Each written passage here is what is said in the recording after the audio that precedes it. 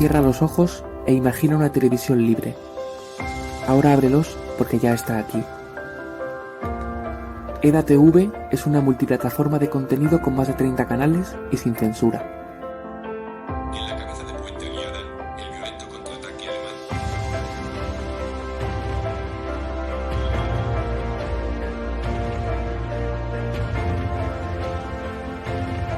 Dados como herramienta de control propio. 3 leves.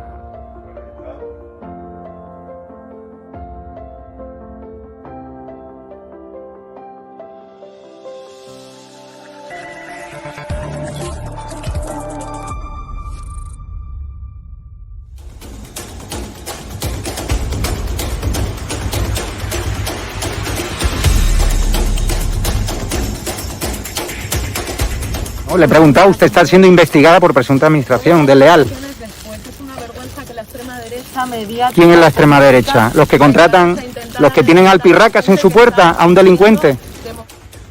¿Los que tienen alpirracas a un delincuente en su casa? Miedo y no nos vais a amedrentar, y te lo digo mirándote a los ojos, Sí. a los fascistas, a la Pues extrema nada. derecha mediática y política. No nos vais Dígamelo. a amedrentar, que no nos vais a amedrentar, te lo estoy diciendo mirándote a los ojos. Ha dejado- que la extrema derecha ¿Ha no dejado nos al dais cuidado de miedo, sus hijos hoy que no con la nos dais niñera que miedo, presuntamente es una hemos pagado vergüenza todos los españoles, que o no? intentéis amedrentar a la gente ¿Ha que dejado estamos hoy a sus ejerciendo hijos o al pirracas, democráticamente al delincuente que nuestro tenéis en la derecho puerta al que la voto? pagar? Que no, ¿O a su tenemos hermano que fue miedo, detenido ni por a ti ni a apalear, nadie de la extrema por derecha agredir a la mediática. policía en Vallecas? ¿O a su hermano? Venga, Señora valiente. ministra. Venga, valiente. No, valiente no. Venga, valiente. O sea, es una vergüenza que los españoles paguemos a su niñera.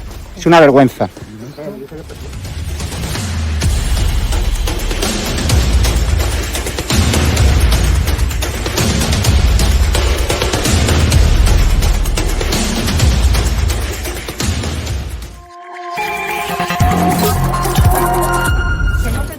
Miedo. ¿Pero miedo por qué? Todos tenemos miedo. ¿Pero miedo a quién?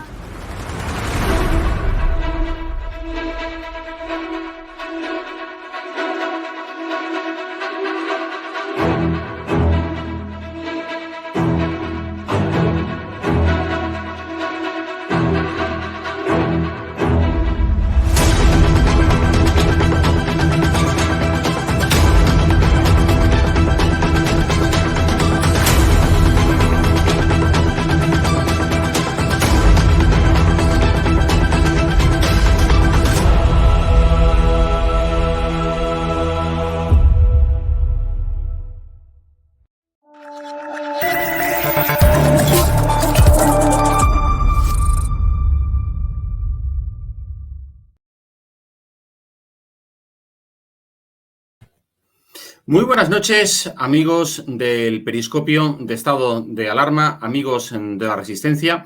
Aquí estamos un lunes más para abordar cuestiones de actualidad que no solamente afectan a España, sino a nuestros hermanos hispanoamericanos. Y hoy es un día, pues desde luego, que hemos querido dedicar a hablar, bueno, pues de una de las últimas víctimas del hostigamiento de la dictadura venezolana chavista contra una cabecera histórica que después de 77 años informando, su sede ha sido embargada por el régimen chavista.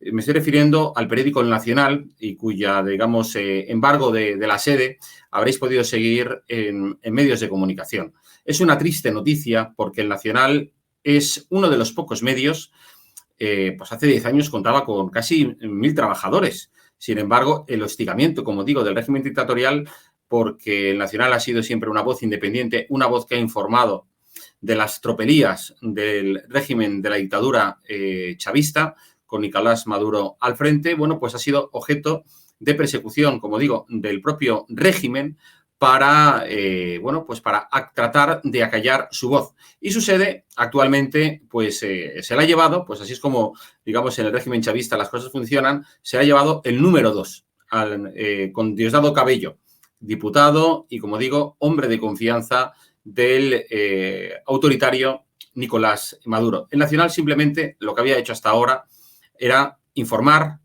llevar la realidad, contar los hechos a sus lectores, pues como aquí también hacemos desde Estado de Alarma, contar lo que está pasando sin ningún tipo de tapujos y con la verdad siempre por delante y sin medias tintas y sin que nadie nos condicione a trasladar esa verdad.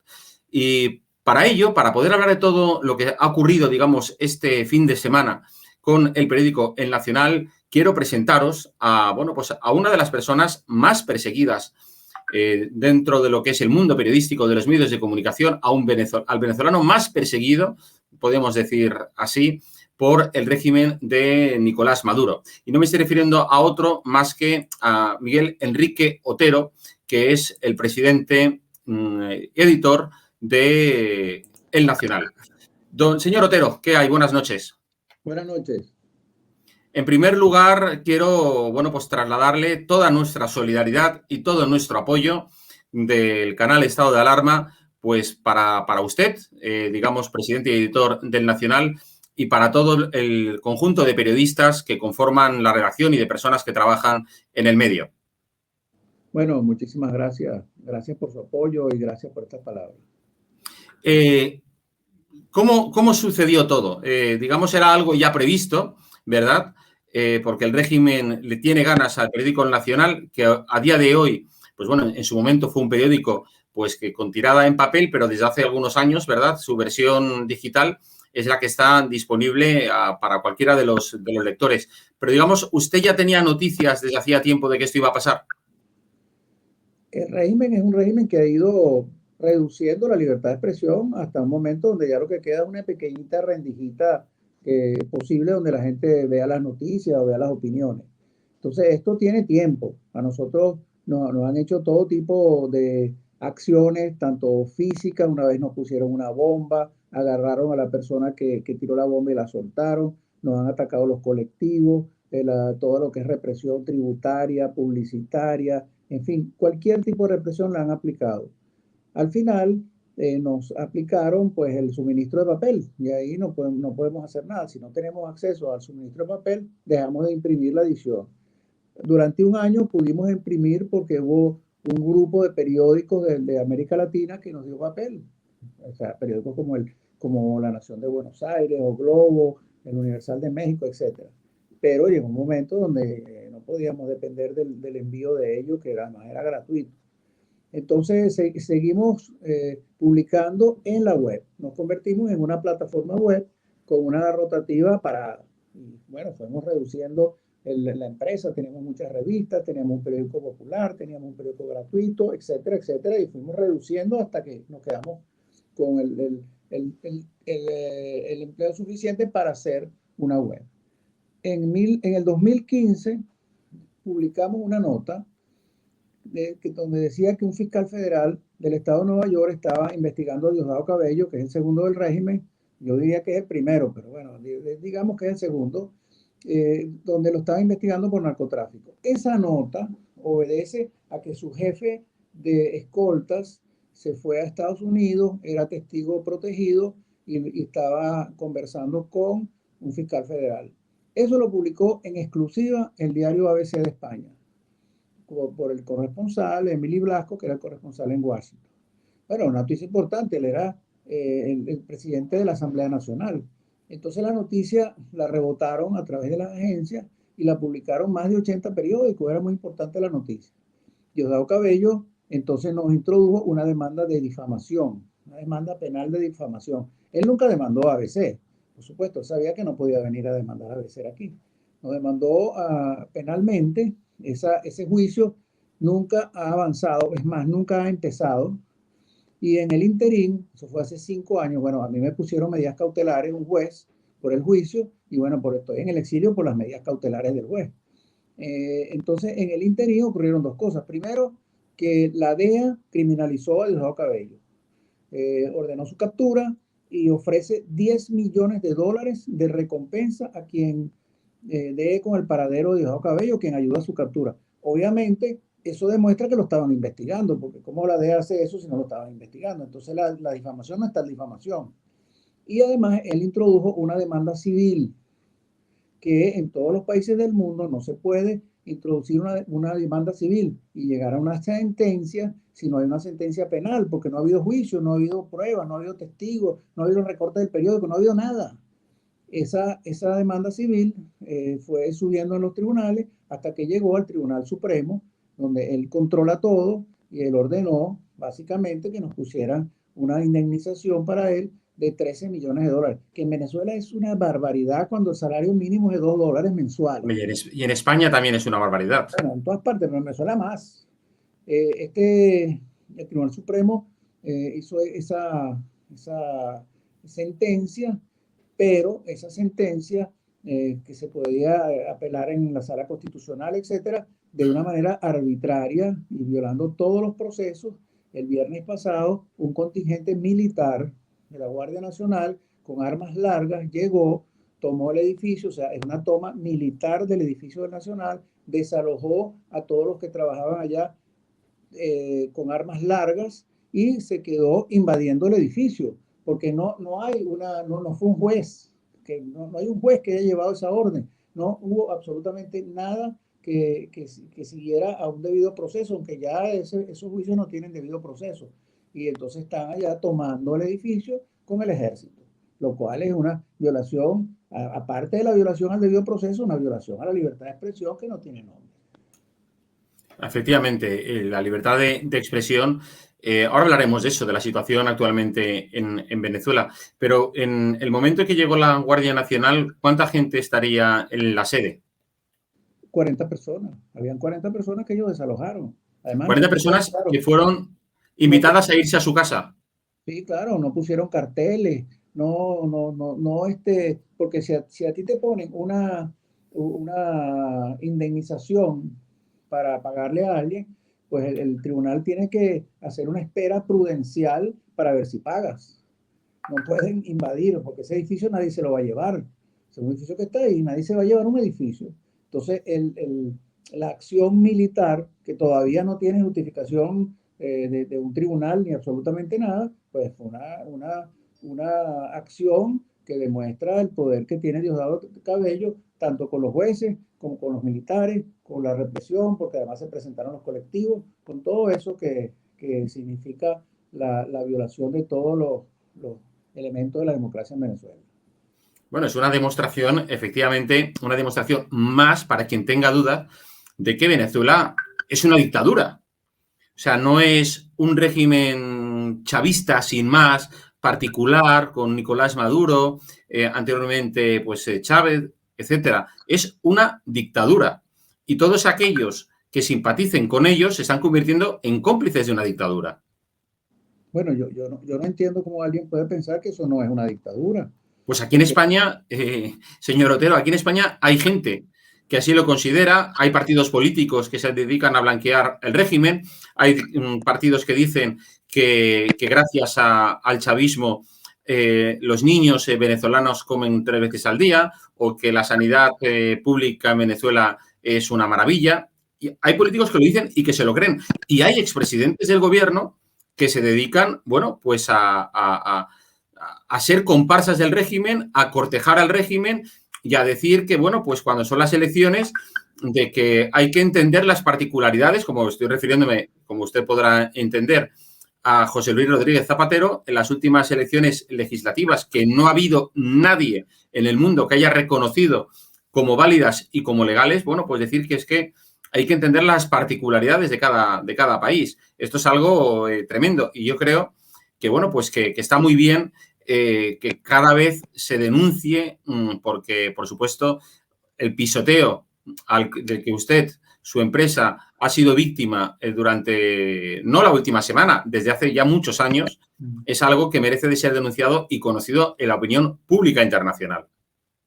Sí, la verdad es que definir al régimen de Maduro como algo distinto a una dictadura Hay que imaginarse no sé qué cosa, porque es un régimen donde no hay separación de poderes de ningún tipo. Aquí está la demostración, pero esta es una de 1000 veces que ellos han hecho eso, donde además hay más de 300 o 400 presos políticos, casi todos sin juicio o con juicios que no avanzan y están presos por medidas cautelares. Entonces ellos dicen que son los tribunales. No, los tribunales no, que son medidas cautelares. Ni siquiera puedes tener 10 años preso por una medida cautelar, o sea, hay un juicio que no avanza.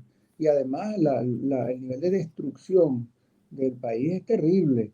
O sea, nosotros que éramos el país más rico de América Latina en un momento, hoy en día el 90% de la población vive bajo pobreza y el 60% bajo pobreza crítica. O sea, estamos peor que Haití. Pero además hay 5 millones de personas que han huido del país, que eso solo ocurre, ya pasamos así ya. Pero en Siria hay una guerra, tiran bombas, cohetes, explotan cosas. Aquí no, huyen de un régimen. Es una migración única desde hace 150 años, donde la gente huye a un régimen, no huye a una guerra, huye a un régimen. Es algo Así. terrible. La descripción sobre Venezuela, yo no sé quién puede pretender, porque además eso lo reflejan los medios. No es que esto es una cosa escondida y nadie sabe, no. Todos los medios del mundo lo han reflejado. Bueno, claro, no lo reflejará el órgano del Partido Comunista, pero todos los medios del mundo lo han reflejado. Bueno, aquí en España hay medios y medios importantes que no se refieren al régimen de Maduro como una dictadura, ¿eh? Sí, Lo evitan.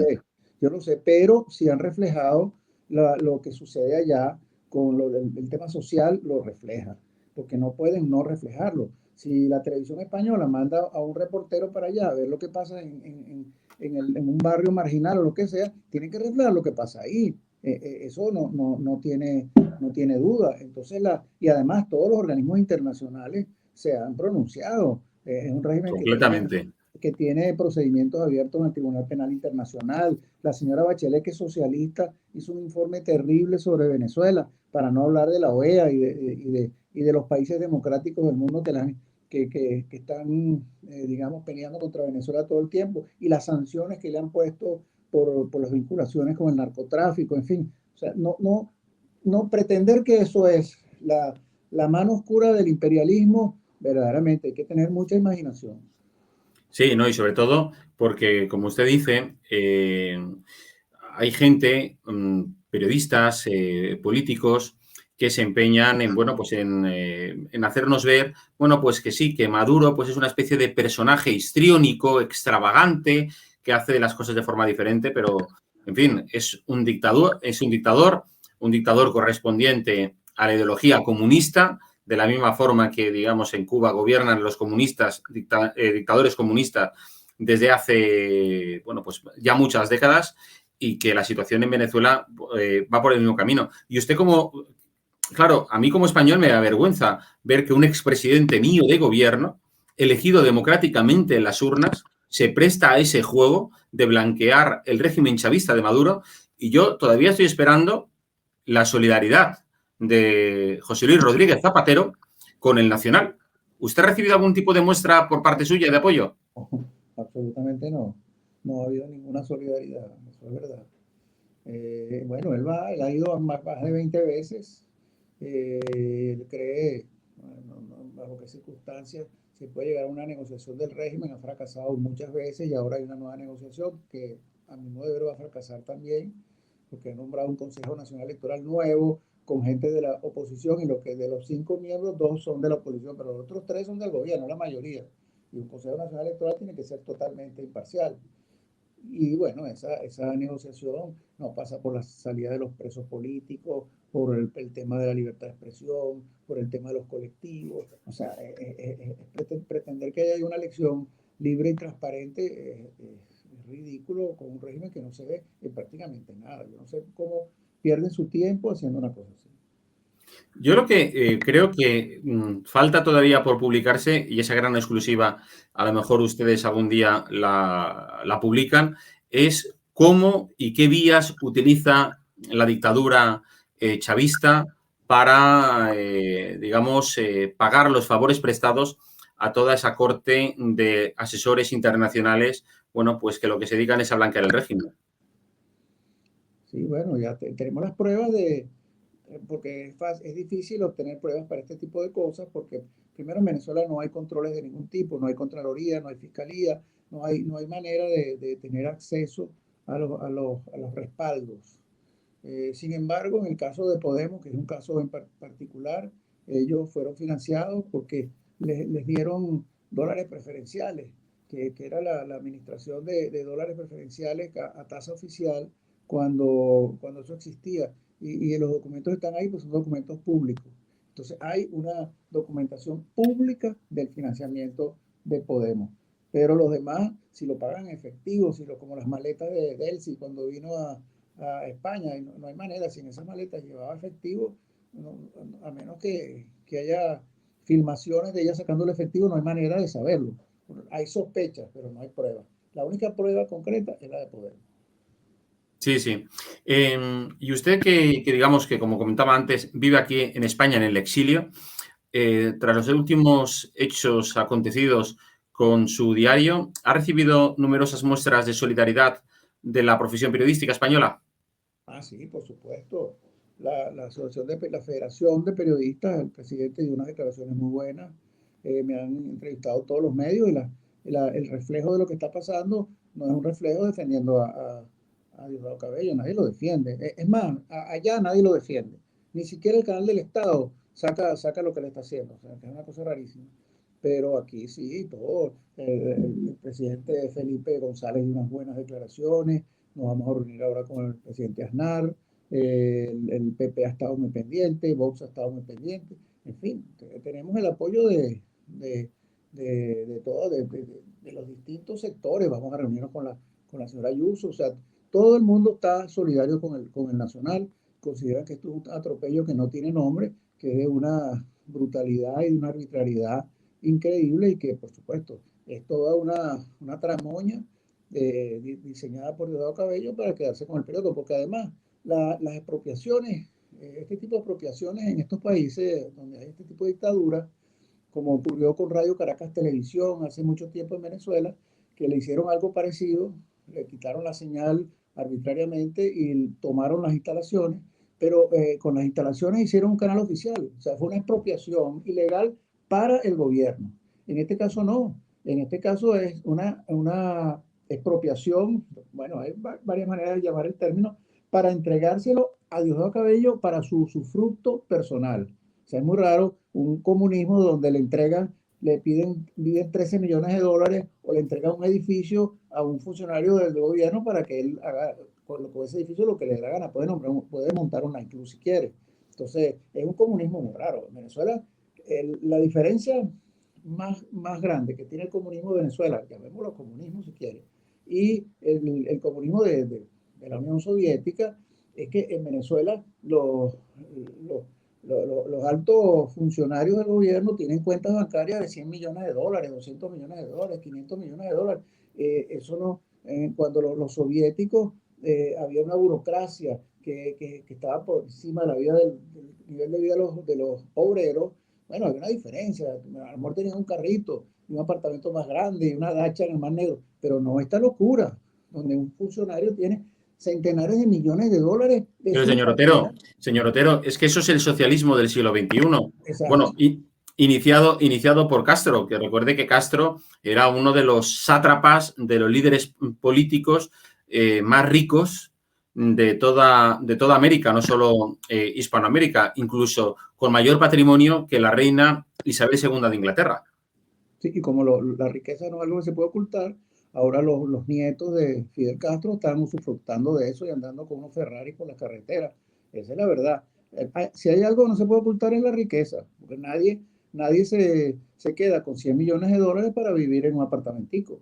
Y de todos ellos ha aprendido muy bien el ex líder de Podemos, Pablo Iglesias, que como buen comunista siempre predica la generosidad que tienen que tener los demás, pero mientras él, bueno, pues se hace con una mansión de casi 1 millón de euros.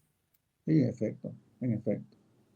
Y bueno, y resulta que, como usted también conocería, bueno, pues era uno de los miembros del gobierno, pues que tenía mayor patrimonio. Claro, por supuesto. Y eso es lo que, bueno, conocemos, no sabemos si verdaderamente tiene alguna cosa que no conozcamos, no se sabe. Y afortunadamente hubo este resultado en Madrid, que es muy importante porque quizás la filosofía de Podemos, la parte intelectual de Podemos era uno de los instrumentos, o es uno de los instrumentos que usa el populismo autoritario de América Latina para utilizar los mecanismos democráticos, o sea, ganar en las elecciones y dinamitar los valores democráticos dentro del gobierno, que es lo que... Desde dentro, claro. Por ejemplo, la expresidenta de la Tribunal Supremo de Justicia se formó en España y su tesis de grado en la Universidad de Valencia la supervisó esta gente de Podemos, y ahí están en su tesis de grado están todos los lineamientos, digamos, instrumentales para explosionar los valores de la democracia dentro de la democracia, que es lo que hizo Chávez. Chávez creó los instrumentos para acabar con la separación de poderes, para amañar las elecciones, para todo lo que hizo. Y estamos viviendo las consecuencias de eso, porque además un sistema hecho de esa manera arruina al país, porque no produce ningún tipo de riqueza y no produce ningún tipo de desarrollo. Lo que hace en la práctica es convertir un país que puede ser rico en un país de pobres. Esa es la consecuencia real de una cosa como esta. Sí, los iguala a la gente, claro, los iguala, pero como pobres, no como ricos. Claro. Sí, y señor Otero, la situación, usted ya lo estaba comentando y lo que les está pasando a ustedes es ejemplo de ello. En los últimos años en Venezuela han cerrado más de un centenar de medios. Sabemos que ha habido más de 66 periodistas detenidos en los últimos años. Se dice también de que hay 5 millones de venezolanos que no tienen, que viven en un desierto informativo, que no tienen acceso a información plural de lo que ocurre a su alrededor. Bueno, yo creo que ese es un dato importante, ¿no? Es decir, para reflexionar verdaderamente en cuál es la situación que se vive en Venezuela. Como digo, 66 periodistas detenidos, 115 medios que han cerrado porque no eran viables, porque el régimen, imagino que les ha hecho la vida imposible para que no pudieran funcionar. Y bueno, ¿cuál es su análisis? Sí, bueno, eso hay que sumarle que es un modelo totalmente destructivo.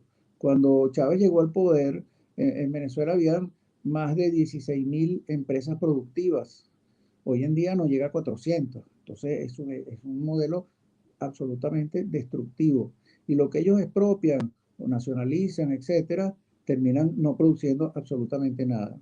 Es una cosa terrible porque es un tipo de dictadura que no tiene gestión, no hay gestión. La gestión es solamente gestión destructiva. En el caso de los medios, hay que sumar esta situación económica destructiva a el ataque a la libertad de expresión. Entonces, muchos de los medios han tenido que cerrar o los ha tomado el Estado para darle las concesiones a eso que llaman radios comunitarias y ese tipo de emisiones que son partidistas básicamente, y también lo que se ha llevado a la crisis económica. Entonces, Venezuela es un país devastado, y el periodismo, los que quedan allá son gente luchadora, porque se han ido, el 80% de los periodistas venezolanos, que era un contingente muy, muy activo, se ha ido del país. De hecho, en España nada más hay una organización de periodistas que tiene 750 periodistas exiliados viviendo en España. Es un número realmente grande. Y bueno, no quiero ni pensar los que se fueron a Colombia, Perú, a Miami, en fin, es una cifra gigantesca. Entonces, la devastación del país, de todo el parque industrial, el parque productivo, hay que sumarle, porque eso se le aplica a los medios, hay que sumarle la devastación contra la libertad de expresión, donde en muchos casos le destruyeron el canal o la estación de radio, la tecnología, en muchos casos se llevaron preso a la gente, en muchos casos los obligaron a abandonar el país y han tenido que cerrar su medio de comunicación. Sí, la situación desde luego es terrible y no hay nada que invite al periodismo, al optimismo, quiero decir. De hecho, bueno, nosotros tenemos aquí una gran colaboración con colegas suyos, que es este portal informativo de American, nacido hace unos meses, y que tiene una buena red de colaboradores y periodistas, entre ellos, como usted decía, muchos de ellos exiliados en Colombia, y también los hay en Miami, en Washington, pero efectivamente, pues que no pueden estar trabajando desde Venezuela como hacían porque fueron perseguidos en los últimos altercados de hace ya pues casi 4 años. Y sobre esa sede de ustedes que ha sido embargada, ¿usted cree que el régimen o Diosdado Cabello intentará, o sabe si tiene planes de sacar alguna nueva cabecera con el nombre, no sé, pues esto, Maduro News o Maduro Última Hora, No, para... él tiene tiempo diciendo, como si ya tuviera la sentencia hecha, porque claro, esa la hace él, que ahí va a fundar una escuela de periodismo. Él la llama universidad, bueno, una universidad de periodismo, si quiere ponerle el nombre de universidad. Y él presentó hace varios meses una primera página de un periódico que él va a dirigir desde ahí, que se llamaría Con el Mazo Dando, que es el nombre de su programa. Bueno, eso da una idea de la mentalidad. Alguien que tenga su muestra de marca es Con el Mazo Dando. Con el mazo dando. Sí, entonces Bueno, el mazo, que vamos a ver, es decir, que el mazo, que es la expresión que en España decimos del martillo, es con el martillo del logo comunista, y ya solo falta decir con el martillo dando y con la hoz cortando. Sí, claro, pero el mazo en el caso de él es una especie de madera llena de púas de clavo, como tenía, no sé, en la Edad Media, y eso es lo que llama el mazo. Para torturar. En el canal, ese es su presentación en el programa de televisión es un mazo, y el programa se llama Con el Mazo Dando. Y así él amenaza, insulta, difama a todo el mundo que lo oiga, y por supuesto... Bueno, a todos los demócratas, insultará a todos los demócratas. Ah, no, por supuesto, a todo el mundo, es impresionante. Y si alguien osa demandarlo por difamación, bueno, que se olvide, no llega ni a la puerta del tribunal. Porque y además, miles de personas que lo demandaron. Además, llama la atención que quiera, así, a mí eso me parece casi una especie de sacrilegio, es como, bueno, pues, no sé, cuando en la Guerra Civil Española, pues el bando republicano utilizaba las iglesias para construir, pues, almacenes de armas, etcétera, pues bueno, pues me parece también un sacrilegio el hecho de que el régimen chavista utilice la sede de una cabecera noble e histórica como el Nacional, que ha sido siempre un representante de periodismo independiente, para crear lo que ellos llaman una escuela de periodismo. Eso no será una escuela de periodismo, eso será una escuela digamos, de doctrina, de adoctrinamiento, bueno, ¿verdad? De escribas que obedecerán al dictado, que sirvieran al dictado de lo que la dictadura quiera.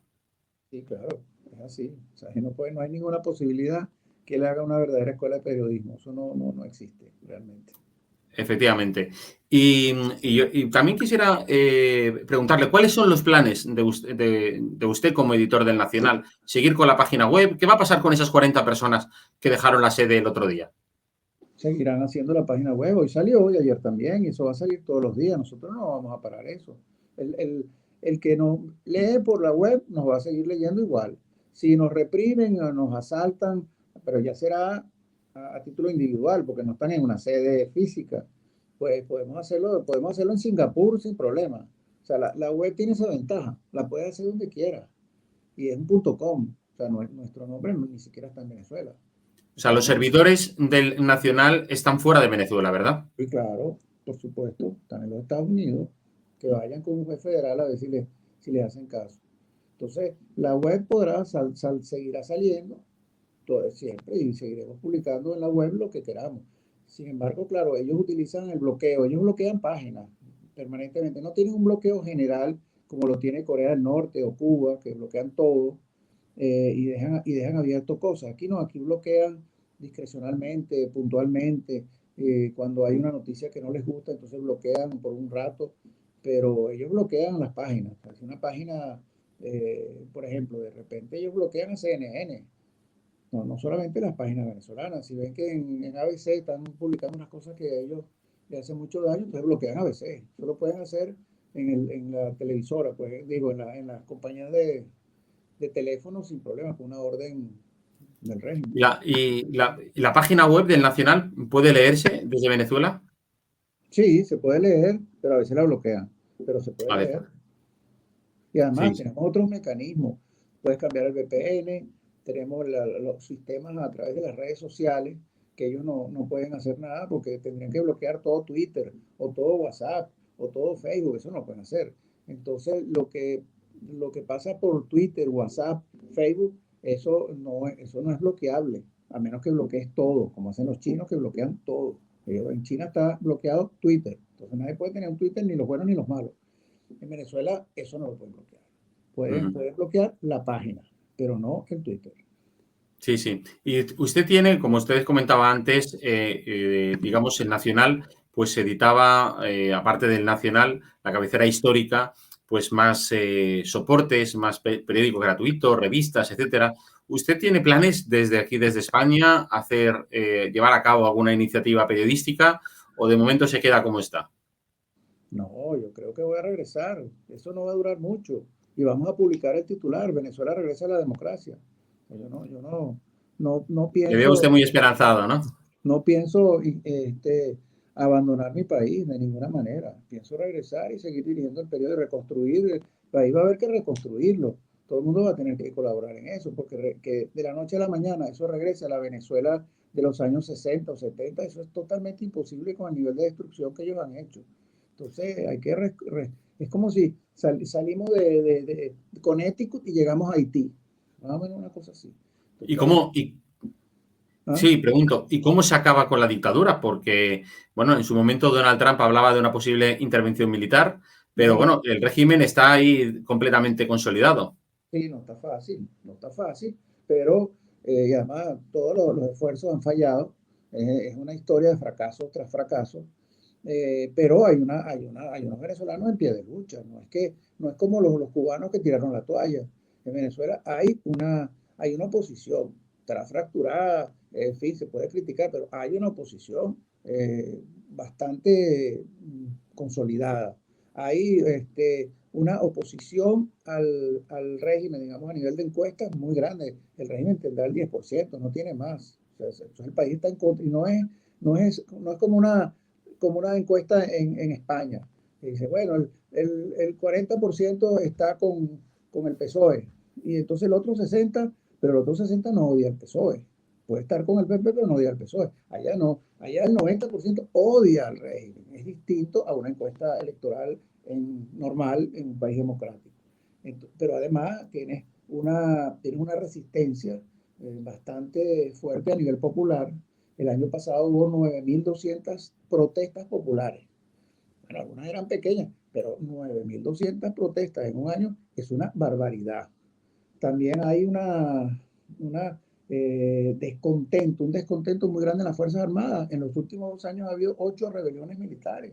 Claro, las han detectado y las han desarmado, pero ha habido eso y hay 200 oficiales presos.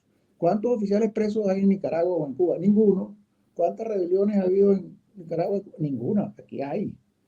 Y además está el problema internacional, que lo que hace Maduro perjudica al resto de los países. Lo que hace Nicaragua no perjudica a nadie.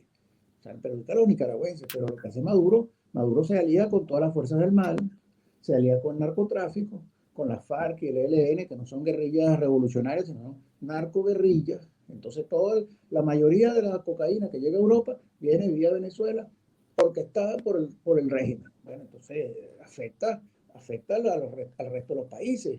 Y hay que sumarle a eso los 5 millones de venezolanos que andan por el mundo. Bueno, a lo mejor en España no es tan grave porque acá viene la clase media, se incorpora, pero hay 1.800.000 venezolanos en Colombia. Y el porcentaje de sectores pauperados que va a Colombia es grandísimo. Eso afecta a Colombia. Igual en Perú, igual en Ecuador, igual. Entonces, lo que hace Maduro afecta al resto de los países más que lo que puede hacer Nicaragua. Entonces, hay un...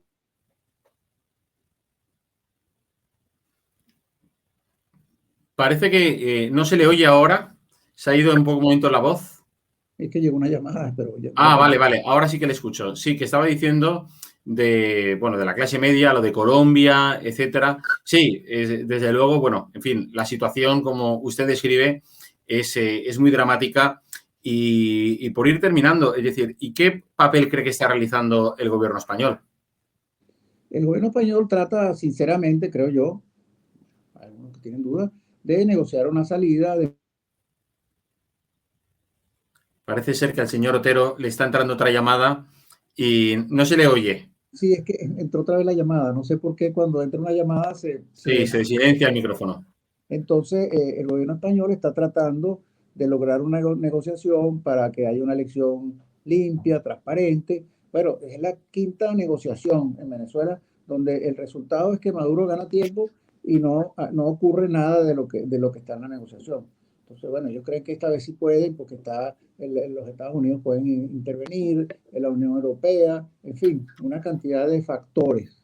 Bueno, España, junto con Borrell, con algunos sectores de la Unión Europea, creen que van a lograr esa negociación para una salida democrática a través de elecciones. Ojalá, es la menos mala y es en la que el pueblo sufriría menos. Pero hay que acordarse que eso es un régimen que tiene recompensas por narcotráfico, que ellos no van a negociar nunca, que la DEA les quite esas recompensas, que en una cantidad de cosas distintas a lo que tendría una dictadura tradicional. Es que yo no conozco el caso de ningún dictador que haya abandonado la idea de seguir gobernando de forma dictatorial para convertir a su país en una democracia estando vivo. Es que, como usted dice, el régimen está perseguido judicialmente, penalmente, por los Estados Unidos. Vamos a ver cómo queda lo del Tribunal Penal Internacional también. Es decir, las causas que tiene pendiente son amplísimas. Y claro, ante toda esa cuestión y sobre todo con el funcionamiento de la justicia universal, pues lo que usted dice, es decir, el régimen trata de ganar tiempo y bueno, y al final eso se hará como lo hizo Chávez y como lo hizo Castro, pues nombrar a un heredero y que se siga, digamos, pasando la dictadura de una familia a otra. Ojalá me equivoque y efectivamente se cumpla su sueño de poder volver a una Venezuela democrática. Pero o el pueblo se levanta o esto no tiene pinta. Que también le digo una cosa, yo creo que hay datos positivos en ese sentido para que el pueblo, digamos, se rebele. Hemos visto las elecciones en Ecuador. Afortunadamente, Hispanoamérica, en la parte, digamos, más del sur del continente americano, está demostrando una fuerza y una oposición a todo lo que tiene que ver ese socialismo del siglo XXI representado por el Grupo de Puebla, el Foro de Sao Paulo, que se pensaban que tenían ya ganado toda la partida. Con ejemplo también aquí en España con Podemos. La derrota de Pablo Iglesias, y aquí lo hablábamos en el programa la semana pasada, no solamente es el abandono suyo de la política, sino que además manda una señal muy importante a Hispanoamérica en el sentido de que el socialismo, como digo, el chavismo, no tiene cabida en Europa, no tiene cabida en el sur del continente. Acuérdese lo que le pasó a Syriza en Grecia, que hace cuestión de, 2 años perdieron las elecciones, ya están fuera, digamos, de la política, Alexis Tsipras, y ahora vemos a Pablo Iglesias también fuera de la política. Es verdad que queda Íñigo Rejón y todavía queda gente. Pero bueno, ese yo creo que es, no sé si usted coincide conmigo, pero es lo que se está viendo. La señal que está mandando a Hispanoamérica es que el chavismo tiene los días contados. Bueno, ojalá, no es tan así. En Perú hay mucho peligro, en Argentina es un régimen que tiene características, en Brasil puede regresar el partido de Lula, en Nicaragua está consolidado, Cuba consolidado, Venezuela consolidada, en Colombia con esta crisis puede ascender Petro. O sea, ojalá, y yo estoy luchando por eso, pero no está fácil, pues, porque América Latina es un continente donde es un ejército de pobres. El tema de la distribución del ingreso es un tema tan grave que los populismos tienen el caldo de cultivo para engañar a la gente y tomar el poder y después poner la situación mucho más desastrosa. Pero sí es verdad que ha habido retrocesos y bueno, estamos bregando para que eso cambie. Estupendo. Señor Otero, muchísimas gracias por estar hoy con nosotros, por cedernos parte de su tiempo para atendernos y desde aquí le digo nuevamente que le trasladamos toda nuestra solidaridad y nuestro apoyo para que sigan haciendo ese formidable trabajo que es acercar la verdad y la información a sus miles de lectores, que son todos los del Nacional. Y espero que a partir de ahora ganen más lectores con todos nuestros espectadores del programa El Periscopio de Estado de Alarma. Muchísimas gracias. Pues ya veis, creo que la situación merece una atención como la que le hemos dedicado esta noche aquí en el programa.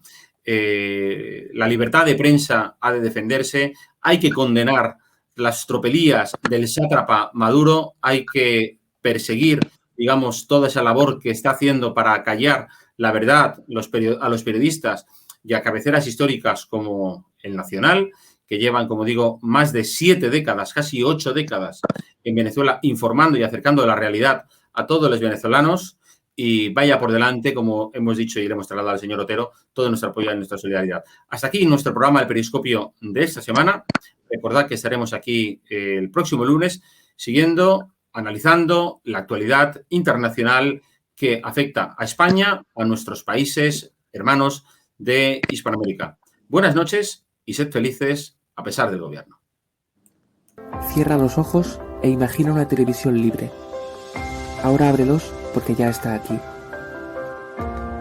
EDATV es una multiplataforma de contenido con más de 30 canales y sin censura.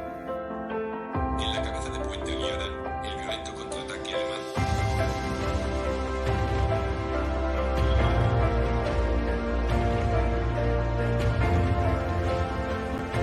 Identificados como herramienta de control, protección. Tres,